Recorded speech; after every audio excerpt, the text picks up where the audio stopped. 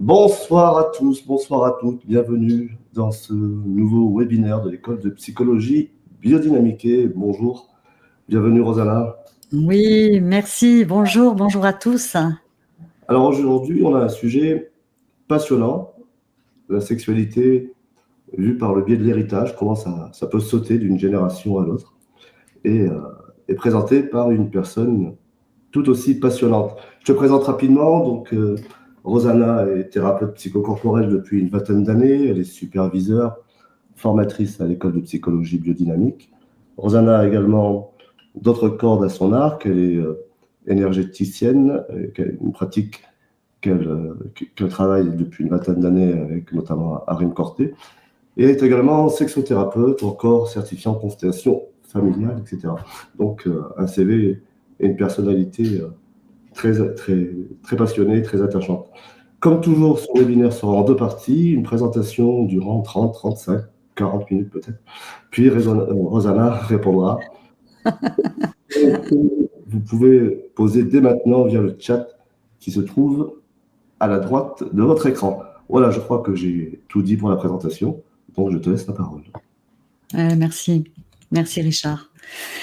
Eh bien, bonsoir à tous donc, et tout d'abord je souhaiterais remercier toutes les personnes présentes à ce webinaire et puis ravie de partager avec vous ma recherche sur un sujet aussi essentiel, profond et intime que la sexualité, les relations amoureuses et celles que nous avons héritées de nos mères, de nos pères et de nos aïeux. Et dans ce webinaire, nous allons explorer ensemble comment l'héritage de nos aïeux, à la lumière de nos expériences passées et présentes, peut influencer notre relation à la sexualité et conditionne aussi notre vie amoureuse, que ce soit à travers des blessures émotionnelles, des traumatismes, des tabous ou des schémas de pensée limitants. Et il est possible aussi que ces héritages créent des obstacles à une sexualité et à une vie amoureuse épanouie, libre et pleine de joie. Alors, lors du stage que j'anime en juin à Paris sur ce thème, nous examinerons comment, à travers notre arbre généalogique, avec le travail sur les lignées, trouver l'origine de ces fils invisibles qui sont source de blocage afin de nous en émanciper et par ricochet libérer nos descendants. Et nous verrons comment, avec la psychologie biodynamique, trouver les ressources, nous réapproprier ces parts essentielles de notre vie et intégrer une dynamique vivante qui fortifie notre être. Et nous verrons aussi comment nous réconcilier avec notre corps, avec le plaisir partagé dans l'altérité et dans le but de vivre une sexualité plus consciente, épanouie et libérée. Et donc nous allons aborder des thématiques telles que la gestion des traumatismes, la reconquête de la confiance en soi et en l'autre, ainsi que les ressources disponibles pour vous accompagner dans cette démarche grâce aux outils biodynamiques. Et donc, nous vous invitons bien sûr à poser vos questions et à partager aussi vos réflexions, car se libérer de son histoire, c'est avant tout se donner la possibilité de vivre une vie amoureuse et une sexualité plus authentique et en phase avec ses désirs et ses valeurs profondes. Donc, merci encore de vous joindre à nous pour ce moment d'échange et de réflexion. Alors d'abord, je voudrais commencer par vous donner une définition de la sexualité parce que la définir, c'est préciser aussi la place qu'elle occupe au niveau collectif et puis au niveau individuel. Et en fait, elle dépend du contexte historique, social, religieux, culturel d'une société. On parle aussi d'énergie sexuelle et on peut dire qu'elle fascine, mais en même temps, elle fait peur. Et dans l'esprit de la plupart des gens, elle est associée, on va dire, à l'acte sexuel. Elle est très chargée par les transmissions familiales inconscientes et le poids des religions patriarcales. Et elle est intimement reliée, en tous les cas, dans notre cosmogonie chrétienne, on va dire, au péché originel. Du point de vue général, la sexualité renvoie à l'activité génitale.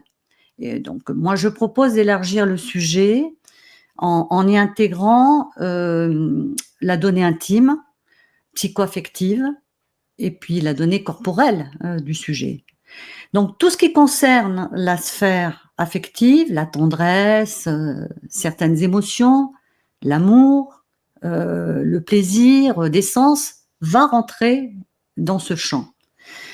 Elle va renvoyer aussi à l'imaginaire érotique, bien entendu, à la séduction, à la sensualité, au plaisir. En fait, il faut comprendre que la définition est polymorphe et elle varie en fonction donc du champ d'étude. Par exemple, du point de vue biologique, la sexualité, elle désigne les fonctions de différenciation sexuelle, de reproduction. Si vous prenez le point de vue éthologique, les humains partagent avec les autres espèces le fait de rencontrer un autre pour en engendrer un troisième ou plusieurs autres. Donc ceci permet le croisement et la combinaison des gènes. Et ceci, bien sûr, va créer la diversité et le renouvellement. Et puis, il y a le point de vue historique qui est très important. C'est intéressant encore aujourd'hui de voir que, sans le savoir, nous puisons dans des vieilles morales, dans des anciens tabous, dans des schémas. L'amour, la sexualité, ça a une histoire et nous en sommes les héritiers. Et quand on fait une recherche du côté des historiens, par exemple, c'est Alain Foucault qui a écrit un vaste ouvrage sur la question, chaque siècle a sa particularité, mais bon, si on regarde par exemple la préhistoire, il est intéressant de voir qu'on a trouvé par exemple des scènes sur des gravures sur pierre, avec des humains nus, avec des positions variées, avec des scènes érotiques. Et vous pourriez voir par exemple ceci en Poitou-Charentes, en France, dans les grottes de la Marche.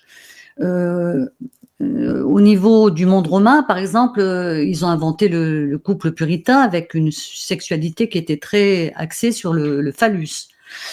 Et puis le Moyen-Âge, qui était quand même grivois, mais la sexualité restait encadrée par la société en général et surtout par la religion, par l'Église. Et l'Église définissait des positions licites, des jours autorisés. Il y avait des pratiques interdites. N'empêche que on voit ce que donnent les interdits parce que au XIIe siècle a été écrit le traité du foutre qui explique 24 positions. Vous voyez, une sorte de Kama Sutra médiéval. Et puis, si on va dans l'Ancien Régime, puis la Révolution au XVIIIe siècle, on dit siècle des Lumières, on ne considère pas les femmes comme des individus. Ici, on passe du péché à la maladie. Et c'est une époque où on réprime beaucoup les prostituées. L'onanisme, entendez par là la masturbation, était condamné. Et par exemple, les femmes ne devaient pas monter à cheval, ou alors il fallait qu'elles placent les jambes sur le côté, voilà. Et puis, en termes de position, seule la position du missionnaire était tolérée. Les autres positions étaient contre nature. Voilà. Et puis arrive le 19e siècle avec le temps des oies blanches et des bordels, pour reprendre le titre d'un ouvrage écrit par un historien qui s'appelle Alain Corbet. En fait, dit-il, c'est un siècle hypocrite où le sexe est condamné et en même temps, ils en font une obsession. Puis vous avez les années folles. Alors, les années folles, il faut plaire. On va dire que la sexualité se détend un petit peu plus. Mais bon, on vacille entre principes moraux, médicaux, et puis une transgression en laissant de côté la question du plaisir, de l'épanouissement personnel la notion de sacré dans la sexualité entre deux êtres. Je passe vite, on arrive à la révolution sexuelle de 1968, avec le fameux slogan que vous connaissez sans doute tous, « Jouissons sans entrave ». Alors, certes, il y a eu l'apparition de la contraception en 1967, et cette contraception a pu faire passer effectivement la femme à une sexualité plus ouverte au plaisir, avec un contrôle sur la reproduction. Mais on peut se poser la question, est-ce que la femme, pour autant, sait réapproprier sa sexualité? Est-ce que cela estompait l'héritage émotionnel et tous les carcans hérités de leurs aïeuls? Cela supprimait-il les tabous? La sexualité honteuse, par exemple, le non-droit au plaisir? Est-ce que les femmes et les hommes sont-ils affranchis des croyances limitantes, des tabous? Si on regarde du temps des grands-parents, de nos arrière-grands-parents, cela se résumait au devoir conjugal. Et donc certaines femmes, même je dirais presque la majorité, redoutaient les rapports à cause des possibles grossesses, alors que leur corps était épuisé à cause des nombreux enfants qu'elles avaient faits. Hein. Moi, je me souviens quand j'étais petite fille, on avait décerné une médaille d'or à une famille française, la femme avait fait 20 enfants. Je ne sais pas si vous vous rendez compte. Donc, on a des corps effectivement épuisés à cause des nombreux enfants qu'elle faisait. Et puis, il y a aussi une question, la question du plaisir en arrière-plan, avec cette notion aussi de deux choses qui se mêlent, la mère et la femme. Donc, comprenez bien que si la mère ne se sent pas sexuée, eh bien, il en ira de même pour la petite fille qui s'identifie à sa mère et deviendra femme. Et cette confusion entre maternel et féminin peut entraîner un effondrement de la libido à partir du moment où elles deviennent mères. Et c'est pas qu'une question d'hormones, c'est que parfois, plusieurs mois ou même plusieurs années plus tard, cette libido ne revient pas. Pourquoi? Donc à tout cela s'ajoute parfois une absence de transmission sur le corps humain, sur le corps masculin, sur la sexualité, qui est un sujet tabou, effectivement. Ne serait-ce que le sujet des règles. Encore aujourd'hui, dans mon cabinet, quand j'accueille, vous voyez, des jeunes femmes ou des adolescentes, comment c'est difficile de parler des règles, vous voyez, aujourd'hui en 2025. Et imaginez qu'il n'y a pas si longtemps, les femmes arrivaient vierges au mariage, que les hommes eux-mêmes, parfois, ne connaissaient rien du corps de la femme. Voyez, et là, je vous renvoie au livre de Daniel Flemenbaum, Femmes désirées, femmes désirantes. C'est très intéressant. Et à tout cela, ajouter aussi tous les messages négatifs qu'on entend encore aujourd'hui. C'est dégoûtant, t'attends que ça passe, méfie-toi des hommes. On est loin encore de cette notion du plaisir. Donc, difficile d'imaginer une sexualité épanouie lorsque des jeunes femmes héritent de ce non-droit au plaisir. Et puis, dans certaines familles, la sexualité est empreinte de culpabilité, de honte. Et en même temps, aux antipodes, on peut avoir des mères qui livrent leur intimité à leurs filles sans retenue. Voilà, donc tout est une histoire de dosage, bien entendu. Et puis maintenant, je vous laisse y réfléchir. Le quid de l'amour, de la sexualité aujourd'hui? Est-ce que nous sommes libres d'aimer? Et quelles idées s'en font les jeunes aujourd'hui avec le poids des réseaux sociaux, avec cette pornographie outrancière, hein, quand on voit qu'au collège, ils ont accès à ça, vous voyez les dégâts que ça peut faire. Et puis, il y a le point de vue psychologique et anthropologique. En effet, la rencontre et le désir appartiennent à l'expérience humaine. Donc, on rencontre l'autre, son désir pour l'autre, à partir de son manque, de son incomplétude en tant qu'homme et femme.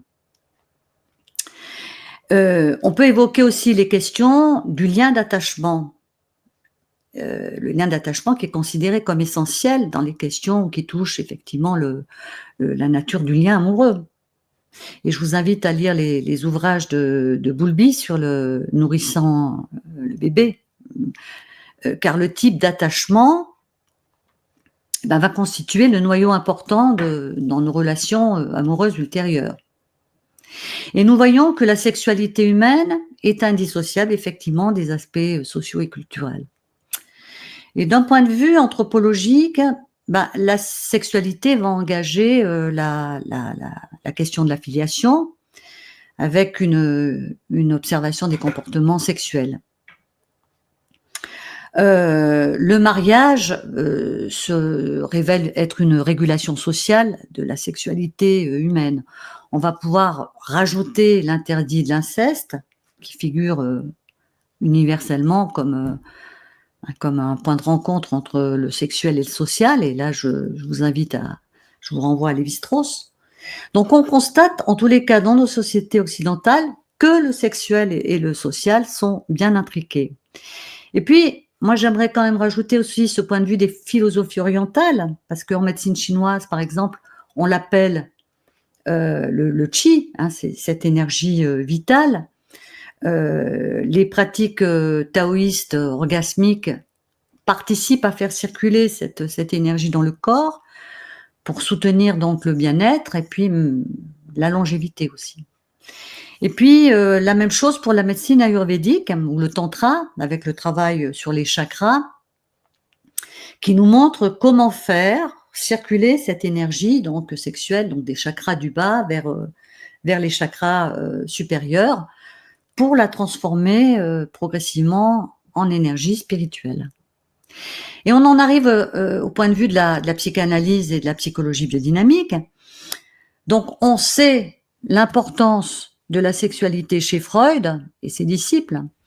Grosso modo, il dit que donc l'ordre libidinal inconscient régit l'activité sexuelle consciente.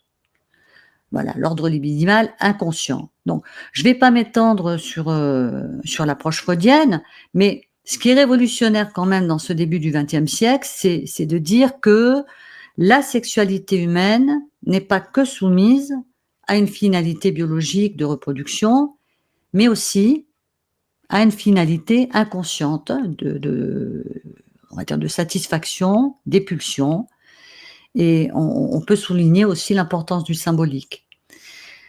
Alors, la question de la sexualité génitale, donc celle qui apparaît à partir de la puberté, sera davantage approfondie par William Reich, qui était un disciple qui a suivi Freud. Donc, on peut évoquer les travaux de William Reich sur la question de la fonction de l'orgasme. Et là, je vous renvoie aussi à ses ouvrages, La fonction de l'orgasme, La révolution sexuelle, et puis bien d'autres. Donc, sachez, pour ceux qui nous écoutent, que la psychologie biodynamique s'inscrit dans le courant des thérapies psychocorporelles néo-reichiennes. Et en psychologie biodynamique, nous accordons certes une importance à la dimension libidinale, et Gerda Boysen, qui est la fondatrice de la psychologie biodynamique, a introduit le concept de circulation libidinale. Donc, on peut dire que l'énergie qui est à l'origine de la vie est sexuelle. Et c'est cette énergie-là qui nous porte. Et le bébé vient au monde en passant par le vagin de sa mère.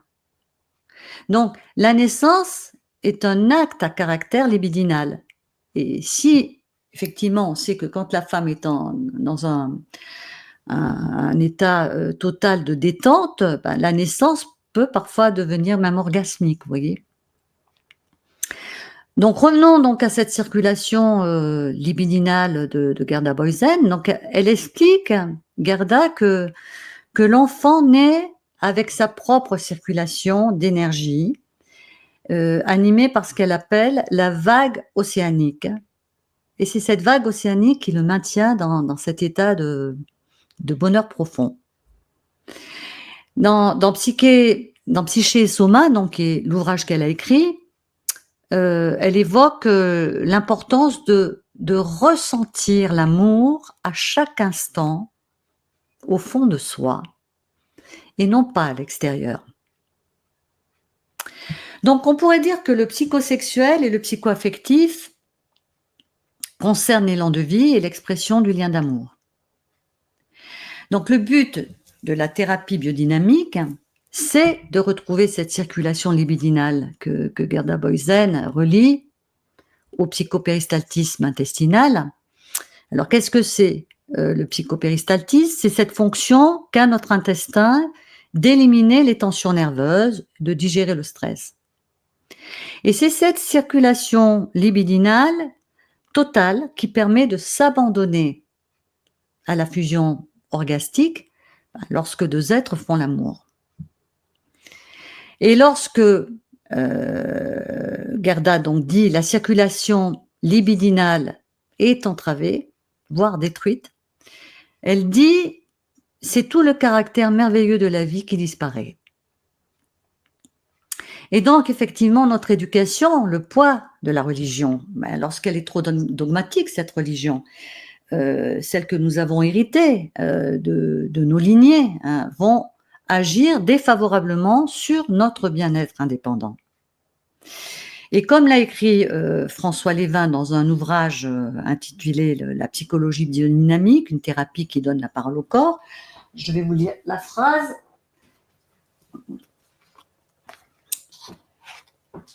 Une troisième cause de névrose est la souffrance dans l'histoire parentale ou celle de la lignée ancestrale, car le bébé prend en charge ce problème du passé en essayant de réparer l'histoire. Donc, c'est ce qui va amener effectivement l'enfant à porter l'histoire de ses parents, voire de ses lignées, à se suradapter, à se couper de sa nature profonde, et il va construire ce que nous appelons la personnalité secondaire. Voilà. Donc maintenant, nous allons voir donc l'autre concept qui est le transgénérationnel et également donc la psychogénéalogie et les lignées. Donc, qu'est-ce que c'est que le transgénérationnel? On va dire que c'est la transmission psychique entre les générations. Et en effet, donc toutes les traditions sont d'accord pour dire que nous héritons de nos ancêtres et que ceux-ci nous transmettent aussi bien leurs forces que leurs faiblesses. Et il est intéressant de connaître notre histoire transgénérationnelle lorsque ceci est possible, bien sûr. Et je vous rassure, il n'y a pas de fatalité, car même si nous n'avons pas, on va dire, toutes les clés de cette connaissance, eh bien, notre corps, lui, le sait, il se souvient. Et c'est Nicolas Braham, donc dans les années 70, qui a parlé de crypte. Alors, qu'est-ce que c'est que la crypte? La crypte, donc, pour lui, il explique que ce sont des événements non assumés qui sont tus et qui sont enfouis dans l'inconscient. Et on associe la crypte avec le concept de fantôme, qui serait donc sa trace dans des symptômes ou on va dire des actes bizarres. Et c'est comme si le fantôme sortait de sa crypte. En fait, il faut imaginer une espèce de caveau intérieur, voyez, familial, dans lequel les secrets inavouables sont enfermés et peuvent venir nous hanter. Alors, je vous rassure, le stage que j'anime en juin prochain n'est pas un stage de spiritisme. Un peu d'humour. Ensuite, il y a Jodorowsky et Anne-Ancelin Schussenberger dans les années 80-90. Et ce sont eux qui ont parlé de psychogénéalogie. Et eux, ils avancent que nous sommes en loyauté vis-à-vis des générations qui sont au-dessus de nous. Et donc, ils ont introduit la notion de dette du passé comme si une loyauté invisible à l'égard du clan nous poussait à répéter une situation agréable ou désagréable mais ça peut être des événements traumatiques, des morts qui sont injustes, des maladies, etc. Ils avancent donc la notion de mandat transgénérationnel qui est donné aux héritiers avec la mission d'apaiser une problématique familiale. Alors, il y a Bert Hellinger qui en a parlé également. Voilà, il y a Bruno Clavier aussi, qui est un psychanalyste transgénérationnel que j'apprécie beaucoup, voilà, etc. Donc, je dois aussi vous parler d'épigénétique parce que ce que nous observons dans nos cabinets est maintenant prouvé par la science. Et on a la preuve que les traumatismes affectent les générations suivantes, et notamment au niveau des télomères, c'est-à-dire ce sont les petits bouts de brins d'ADN. Voilà. Et donc, on sait que le traumatisme peut déclencher un court-circuit neuronal, un peu comme, vous savez, quand il y a l'orage, il y a un court-circuit et le courant s'arrête. Voilà. Donc ici, nous allons parler des traumatismes transgénérationnels qui sont liés à des traumas sexuels de type, par exemple, abus sexuels, violences sexuelles, les incestes. Et Dieu sait si c'est un véritable fléau dans les familles. En tous les cas, moi, je le constate. Il n'y a pas un arbre qui n'est pas touché par l'inceste. Tout ce qui est climat incestuel, les histoires amoureuses également complexes, qui sont source de souffrance, avec, vous voyez, des histoires compliquées, des infidélités, des enfants illégitimes aussi. Enfin bon, les cas sont multiples et variés. On aura aussi des blessures psychiques non résolues qui se transmettent d'une génération à l'autre, d'une manière inconsciente, avec une réactualisation du traumatisme. Mais on parlera aussi des histoires positives qui ont fortifié notre arbre, parce que on a aussi des aïeux qui se sont profondément aimés et qui ont offert aussi un modèle d'amour, de protection et de joie. Alors tout cela repose sur l'idée que les souffrances vécues par nos ancêtres, dès lors qu'elles ne sont pas nommées, dès lors qu'elles ne sont pas traitées, eh ben, elle continue à agir sur la psyché des descendants, et malgré eux. Alors, par exemple, avec des phobies du sexe. Voilà, j'avais encore aujourd'hui une patiente qui était dans ce cas-là. Des peurs autour de la sexualité, une libido qui est faible, voire inexistante, et sans qu'il leur soit arrivé quoi que ce soit dans leur vie personnelle. On aura donc des pathologies psychiques plus ou moins graves, qui peuvent aller jusqu'à des psychoses, des états anxieux, des addictions au sexe aussi, des comportements à risque, des troubles alimentaires, des dissociations pendant les rapports sexuels. Chez les hommes, on peut avoir des problèmes d'érection, d'éjaculation précoce, vous voyez, un manque de libido aussi également pour les hommes, hein, voilà. Et puis chez les femmes, on peut rencontrer aussi des pathologies somatiques comme les cystites, par exemple à répétition, des règles douloureuses, voilà.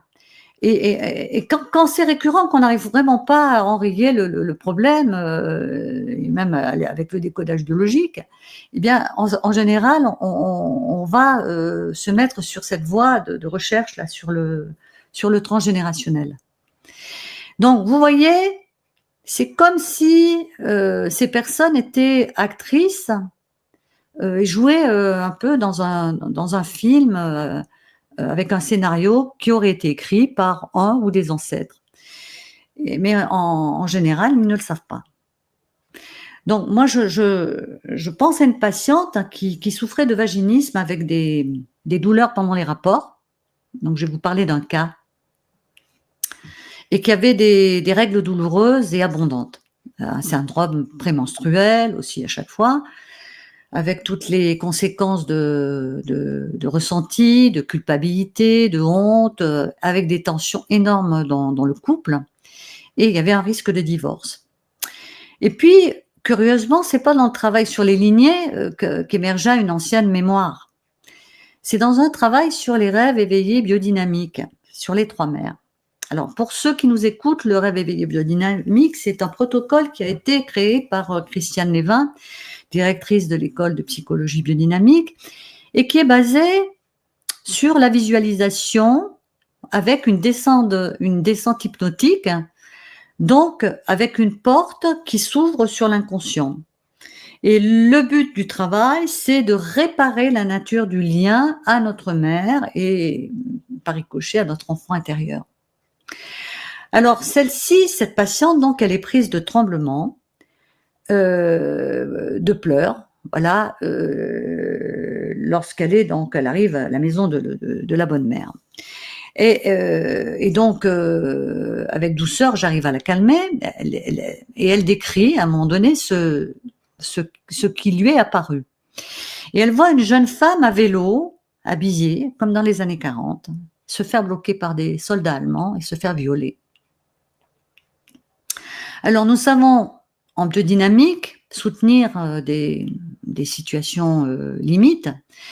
Et puis, surtout, on ne sort pas quelqu'un d'un état hypnotique. En fait, on trouve des solutions et on permet de changer de programme dans une situation d'urgence avec, on va dire, avec une telle réaction émotionnelle. Donc, on veille à garder le patient dans son corps et à revenir grâce à des exercices de respiration, avec beaucoup de précautions, de soins et de protection. En bref, la patiente a identifié sa grand-mère maternelle. Et donc, on a fait un travail de réparation ensuite avec son aïeul. Et alors, quelles furent les conséquences sur la patiente? Eh bien, les douleurs vaginales s'estompèrent et disparurent après ce travail de réparation de la lignée de la mère. Et la relation au mari, à ce jour, est au beau fixe. Voilà. Bon, alors en revanche, les douleurs menstruelles persistent, n'ont pas disparu. Bon, on y travaille. Bon. Et donc, on voit à quel point le lien transgénérationnel repose sur une force invisible, mais sacrément puissante. Donc, on pourrait parler aussi des enfants qui présentent des phobies. Bon, j'ai pas mal d'enfants qui ont des troubles obsessionnels compulsifs, des souffrances inexpliquées, des cauchemars, des comportements atypiques aussi, et qui sont hérités des générations précédentes, sans qu'on en ait conscience, voyez, sans qu'ils en aient conscience. Et je vois dans mon cabinet combien certaines familles restent enfermées dans le silence par peur de raviver les souffrances anciennes. Et puis, il y a ce poids des secrets qui gangrène l'arbre avec la honte. Et pourtant, les enfants ressentent ces non-dits et ils développent des symptômes sans en connaître l'origine, bien sûr. Si on prend la lignée des femmes et des hommes, de mère en fille, de père en fils, on peut voir que l'homme et la femme, aujourd'hui, portent en eux l'inscription de toutes les femmes, de tous les hommes qui ont constitué le paysage familial et ancestral. Alors, il sera possible de se poser des questions, et je vous pose les questions. En fait, quel chemin a emprunté le féminin dans vos lignées, jusqu'à vous, les femmes d'aujourd'hui? Et idem pour les hommes, quel chemin votre masculin a emprunté jusqu'à aujourd'hui? Et ce sera intéressant là de nous livrer votre opinion, votre avis. Et une autre question, comment la jeune fille que vous avez été, puis la femme, puis la mère, cohabitent dans votre corps, dans votre psyché? Et même question pour les hommes. Et comment considérez-vous les deux, ensemble, unis, le féminin, le masculin, en termes d'équilibre, d'harmonie? Une autre question pourrait être comment le désir, la sexualité, les sentiments, les relations amoureuses ont transité à travers votre cheminement, votre vie. Et cela me fait penser donc à Bruno Clavier, donc ce psychanalyste transgénérationnel dont je vous parlais et que vraiment j'ai plaisir à écouter quand il parle de notre héritage historique en matière de relations amoureuses. Il parle notamment de l'héritage sociétal qui est issu du 19e siècle Parce que les mariages, en général, étaient imposés, on va dire même au début du XXe. Et l'Église disait, l'amour viendra après le mariage. Et donc on paye encore les dégâts de ce 19e siècle et du 20e siècle avec cette notion de devoir conjugal promulguée par la jurisprudence française. Et alors tenez-vous bien, peut-être que vous ne savez pas, mais la France vient d'être condamnée là par la Cour européenne des droits de l'homme ce 23 janvier 2025. Oui, en précisant que tout acte sexuel non consenti et relève d'une forme de violence sexuelle. Donc vous voyez comment le chemin est long pour la reconnaissance et le respect du droit des femmes à disposer de leur corps comme elles le souhaitent. Et voyez comment les hommes et les femmes en ont hérité. Et dans l'intergénérationnel, il sera bon de nous demander comment nos parents se sont rencontrés. Est-ce qu'ils se sont plu comment ils ont fait couple et peut-être leurs parents, leur demander, tes parents, comment ils ont fait couple, de même, vous voyez. Comprenons aussi que dans la rencontre amoureuse, au-delà de l'attrait physique, il y a une captation par notre inconscient chez l'autre d'éléments qui viennent activer nos histoires familiales, nos blessures affectives non résolues, les blessures narcissiques aussi. Et puis, comme je le disais, aussi des besoins de base, qui n'ont pas été satisfaits, hein, dans le lien d'attachement notamment. Mais aussi, il y a des couples heureux qui ont reçu un modèle positif de la part de leurs parents et de leurs grands-parents. Ben oui, ça existe, heureusement. Voilà. Et j'aimerais parler aussi un peu du fantasme du prince charmant, parce que je voudrais vous parler d'un autre cas clinique. Voilà, je pense à une patiente qui adoptait une attitude ambivalente envers son compagnon, avec qui elle partageait sa vie. Donc, elle était déjà insatisfaite avec le précédent conjoint, et elle réitère ce sentiment d'insatisfaction. Elle rencontre en parallèle au travail un homme avec qui elle n'a jamais fait l'amour. Hein. Mais cet amant avec qui elle partage des gestes de tendresse, des rapprochements physiques fougueux, mais bon, ça, voilà, lui-même il est marié et il ne veut surtout pas passer à l'acte, comme ça il a l'impression de ne pas être infidèle.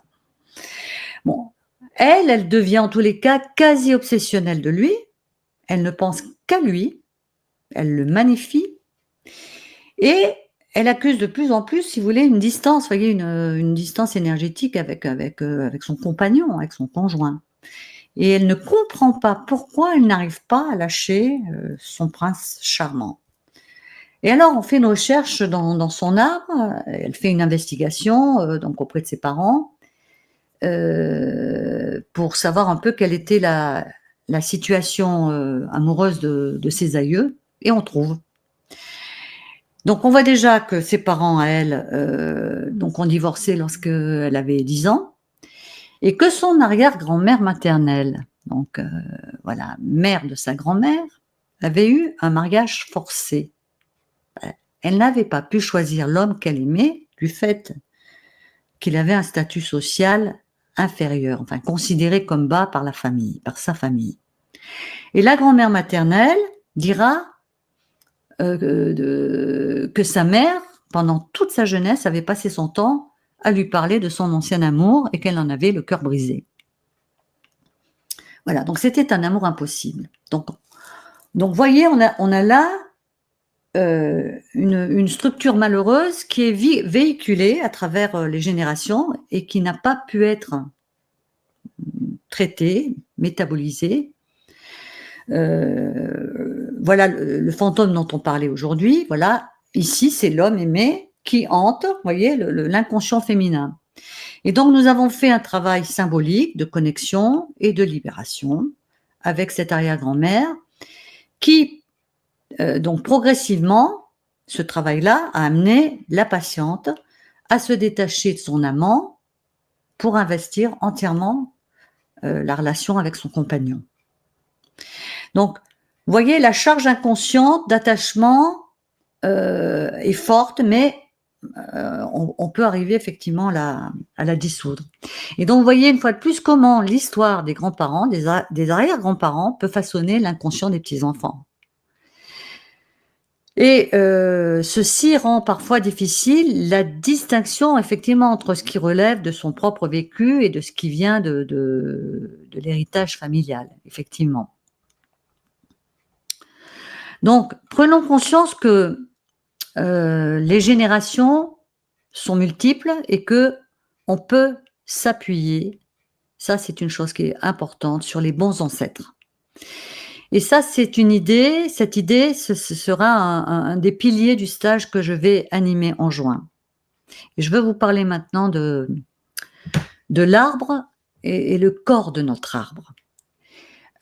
Donc, l'arbre généalogique, ou le génosociogramme, comme on dit en psychogénéalogie, c'est un outil puissant pour visualiser cet héritage. Donc, il permet de mettre en lumière les répétitions familiales, les schémas inconscients, on va y mettre tous les événements marquants qui influencent encore les descendants. Et c'est un outil que j'utilise dans ma pratique professionnelle. En psychologie biodynamique, nous faisons un travail sur les lignées, c'est-à-dire que c'est une cartographie qui met en exergue, si vous voulez, la place de chacun, donc au sein de la famille, et puis la nature des liens entre les membres de la famille. Donc, on va y indiquer les alliances, les mésalliances, la façon de faire couple, les traumas, voilà, etc. Et je l'utilise aussi avec les enfants, et les enfants aiment bien faire l'arbre. Donc, je veux mettre l'accent sur le fait que nous considérons notre arbre non seulement comme un outil de connaissance, mais comme un arbre de vie sacré, en lien avec les ancêtres. Et il s'agira justement dans le stage que nous vous proposons en juin, non seulement de déposer, d'identifier vos héritages traumatiques, dans le thème qui est le nôtre, mais aussi de s'en libérer, de ne plus en être prisonnier. Donc c'est intégrer ce passé qu'on ne peut pas effacer. On ne peut pas effacer le passé, mais qu'on peut transmuter et intégrer le plus sereinement possible et écrire une autre histoire. Et avec le travail corporel, il s'agira de dépasser les pathologies des lignées, voilà, qui constituent toutes les souffrances dont on a parlé, vous voyez, de renouer avec son féminin, de renouer avec son masculin pour les hommes, et ceci avec l'aide symbolique des ancêtres. L'idée aussi, c'est d'honorer les ancêtres et d'en faire nos alliés. Et effectivement, on le voit parce qu'il y a de nombreuses traditions qui honorent les ancêtres, comme par exemple, vous voyez la fête des morts au Mexique, chez les Amérindiens, les Africains et même en Asie, vous voyez. C'est nous qui, effectivement, en Europe, mettons nos sages, nos vieux de côté. Voilà, donc le projet est aussi pour certains de réhabiliter l'image de son corps et de ressentir la part sacrée lumineuse qui est nichée dans tous les rameaux, dans les branches, voyez, de notre corps et de notre âme.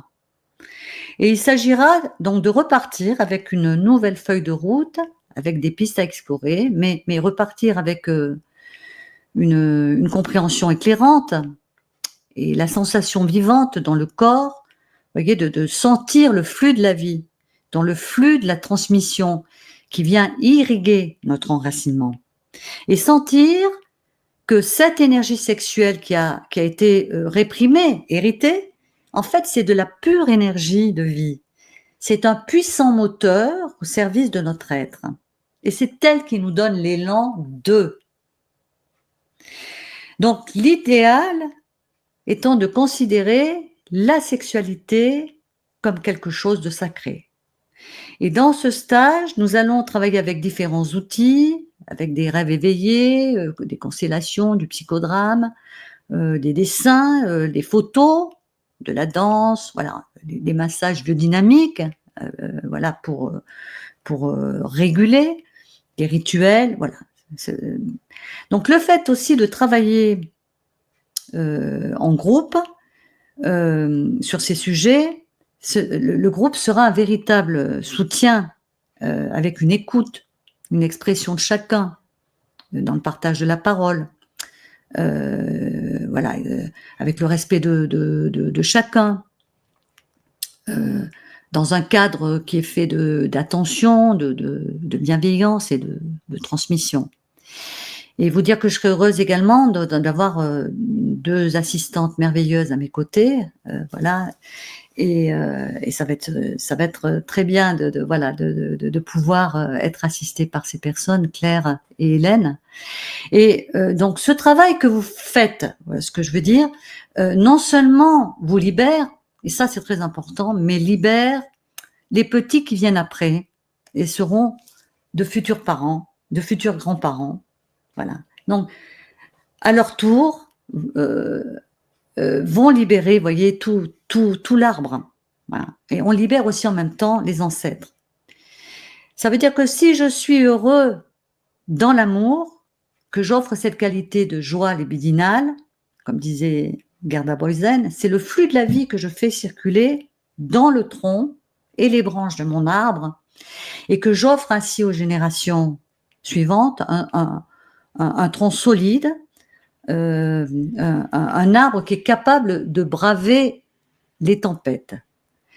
Et c'est non seulement soi qui est transformé, mais c'est tout le système familial qui en bénéficie, les ascendants comme les descendants. Et plus largement, moi je rajouterais aussi, c'est tout le collectif qui reçoit les changements. Et il n'y a pas de fatalité. Et la bonne nouvelle, on le sait par ces études épigénétiques, qu'il y a des possibilités de guérison, de résilience, de changements profonds à des niveaux profonds de nos cellules, de nos gènes. Et je voudrais finir par cette magnifique phrase de Jodorowsky que je vous offre avec cœur et qui me touche beaucoup à chaque fois que je la lis. Donc, le fruit définit l'arbre et non l'inverse. Même si les erreurs de ta famille ont été grandes, si tu développes la conscience et que tu réussis à faire plier ton ego individuel devant ton être transpersonnel, tout l'arbre généalogique, aussi nuisible qu'il soit, devient un organisme sacré, digne de respect.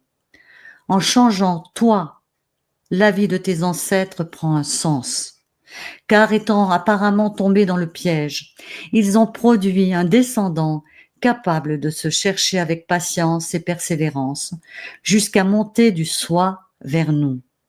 Tout être accompli devient guérisseur de son environnement et c'est pourquoi, devenu le bon fruit, il devient lui-même le trésor qu'il a tant cherché. Voilà, je vous remercie. Merci, Rosanna. Il y a une première question de Charlotte qui nous dit: quels sont les signes physiques ou émotionnels qui peuvent indiquer un héritage transgénérationnel lié à la sexualité? C'est-à-dire, comment on peut savoir? Alors, il peut y avoir effectivement plusieurs symptômes, mais ce sont souvent des symptômes récurrents, hein, comme le disait Daniel Fleimenbaum. Quand vous avez, voyez, des cystites, par exemple, récurrentes, voyez, des maladies qui touchent notamment l'appareil génital. Et là, j'avais un exemple là, ma dernière patiente, voyez, aujourd'hui, qui a comment dire des problèmes gynécologiques. Bon, on fait et ça, ce sont des problèmes récurrents qu'elle a. On fait une recherche, on voit dans le transgénérationnel effectivement que par exemple toutes les femmes de la lignée ont des règles douloureuses, ont eu des hystérectomies, des choses comme ça. Donc on va rechercher très loin quand il y a des symptômes récurrents. Et on pourrait rajouter une autre question, c'est comment on peut faire la différence entre une mémoire ancienne et un traumatisme personnel? C'est-à-dire, comment réussir à savoir si ça vient de notre histoire ou si c'est plus loin? Eh ben, c'est ce que je dis. En fait, si vous voulez, si tu veux, les symptômes que va présenter la personne vont être récurrents. Donc, quand on a travaillé, par exemple, comme le cas que je citais tout à l'heure, on travaille pendant plusieurs mois, on n'arrive pas à trouver effectivement la solution, le problème, eh bien, on va effectivement aller faire une recherche dans le transgénérationnel. Et souvent, quand on va chercher dans le transgénérationnel, eh bien, effectivement, on trouve et cela apporte la solution et apporte bien souvent une guérison. Et en fin de compte, bien souvent, ce qui nous arrive, même en matière, par exemple, de liens d'attachement, les liens d'attachement, on pourrait dire que c'est quelque chose qui est personnel, mais en fait, par exemple, un besoin de base de sécurité qui n'a pas été donné par la mère, quand on recherche, c'est parce que la mère elle-même n'a pas reçu cette sécurité de base de la part de sa propre mère, etc. On peut remonter comme ça plus haut. D'accord. On a un commentaire de Natacha qui nous dit vous avez parfaitement ciblé, j'ai hérité d'un lourd passif que j'ai compris et j'ai donc écouté mon corps, cherché et je me forme depuis 2 ans en psychogénéalogie transgénérationnelle et j'ai guéri en me détachant de ce qui ne m'appartenait pas. Donc, Ouais, ça c'est important ce qu'elle dit, Natacha, parce que moi je travaille beaucoup avec des protocoles, avec des rituels. Et effectivement, le travail, c'est déjà de repérer la problématique, d'où elle vient, et du moment où on l'a repérée, qu'elle se situe effectivement dans le transgénérationnel, même si on ne le sait pas précisément, hein, mais le corps sait de toute façon, eh bien on fait un protocole, et un protocole qui libère soi, mais qui libère également l'aïeul, par exemple, ou l'aïeux. Okay. Et c'est important, vous voyez, de se libérer du poids de l'ancêtre, du traumatisme, en le nommant, et en disant je me libère de ce traumatisme, je me libère de cette souffrance, comme je t'en libère. Et ça, c'est important de dire comme je t'en libère. Tout à l'heure, c'est ce que j'ai fait avec la patiente. Elle me dit la phrase la plus forte, Rosanna, ça a été quand vous avez dit comme je t'en libère. Parce qu'il s'agit de nous libérer soi, mais de libérer également l'ancêtre et, par ricochet, ceux qui viennent après, également nos enfants. D'accord. Natacha qui nous demandait aussi quand et où avait lieu le stage. Donc, alors, le stage a lieu du 6 au 9 juin au centre parisien de psychologie biodynamique, hein, donc dans le 11e arrondissement, à Paris. Voilà, et le lien pour avoir toutes les informations est sur le chat. Nous avons Jeanne qui nous dit « J'ai des mycoses vaginales à répétition depuis 25 ans. J'ai fait beaucoup de choses, dont de nombreuses constellations familiales. Ça n'a rien changé. J'avoue que je perds un peu l'espoir de guérir un jour. Que conseillez-vous aujourd'hui ?» De venir au stage.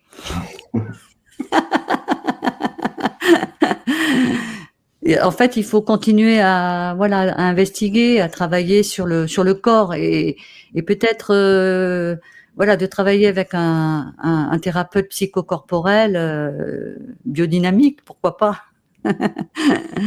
Voilà, nous avons en tant que biodynamiciens, vous voyez, une besace plein d'outils et des outils, des outils qui portent leurs fruits. Voilà, puis je sais Alors, pas si je dis pas qu'on va tout guérir, attention, hein, on fait pas des miracles non plus, mais ce que je vois, c'est que par exemple, je pense à une patiente qui avait des mycoses aussi très très récurrentes, avec des cystites aussi à répétition. Les mycoses ont disparu. Alors après, il faut associer ça, bien sûr, à comment dire, être suivi avec des méthodes peut-être douces, vous voyez, avec des remèdes, avec des huiles essentielles notamment qui ont des résultats intéressants. Hein. Voilà, je ne sais pas si c'est une réponse qu'a apportée Natacha à Jeanne, mais elle dit « Je me rends compte que mon travail accompli a porté ses fruits. Il faut être patient, car le corps a subi longtemps. Il lui faut donc du temps pour inverser le processus. Il ne faut pas se décourager. » Oui, ce sont des paroles sages. C'est exactement ça. Il ne faut pas se décourager. Ça peut prendre du temps, oui, effectivement. Oui. Très bien. Il y a aussi donc Colline qui est conseillère conjugale et qui souhaiterait se former un peu plus en profondeur. Et elle demande s'il y a des recommandations Pour se aussi. former en psychologie biodynamique? En psychogénéalogie, dit-elle.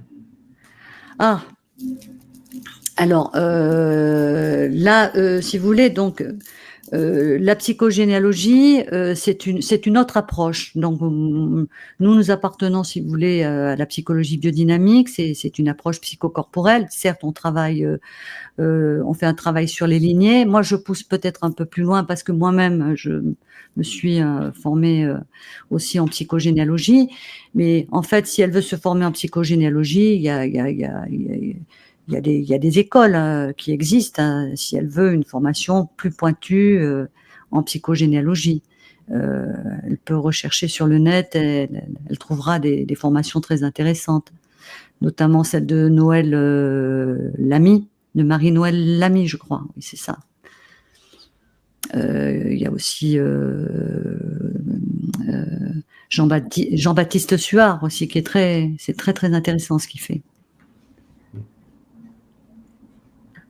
Mais si elle fait une formation en psychologie biodynamique, c'est un travail aussi que nous faisons. Parce que, si vous voulez, ce qui est important, c'est qu'on travaille aussi avec le corps. Parce que la psychogénéalogie est une approche très intéressante. Elle est passionnante. Moi, c'est vrai qu'elle me passionne. Mais on a besoin aussi d'intégrer les choses dans le corps, de passer par le corps. C'est essentiel si on veut vraiment résoudre certains conflits intérieurs. Il y a importance de passer par le corporel. Parce que la réparation passe aussi par le corps? Parce que la réparation, pour moi, elle passe par le corps, oui. Oui. La parole enracinée est importante, mais elle passe par le corps. Parce que les symptômes sont dans le corps. Oui. Le corps parle, le corps se souvient, le corps parle, le corps exprime. En tous les cas, je parle de mon expérience à moi en tant que thérapeute psychocorporel biodynamique, et je vois qu'il y a je vois que nous avons des résultats parce que nous faisons ce lien psyché et soma. La connaissance est importante, mais le ressenti est aussi essentiel, et surtout l'intégration corporelle est essentielle.